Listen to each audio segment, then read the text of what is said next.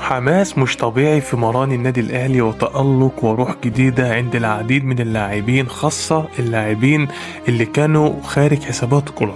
عماد النحاس شغال شغل مربعات ومثلثات، ووقف التمارين يمكن 90 مرة، وبيشوف النادي والأوض ومهتم بيها حرفيا جدا. شغال شغل أكاديميات بحذافيره، تقريبا جاي يعلم اللاعيبة ألف ب كورة.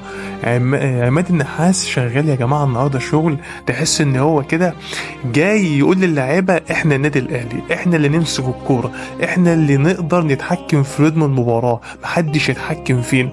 وفعلا دي اكتر حاجة كانت ناقصة النادي الاهلي، ان النادي الاهلي هو اللي كان دايما بيكون تحت الكورة.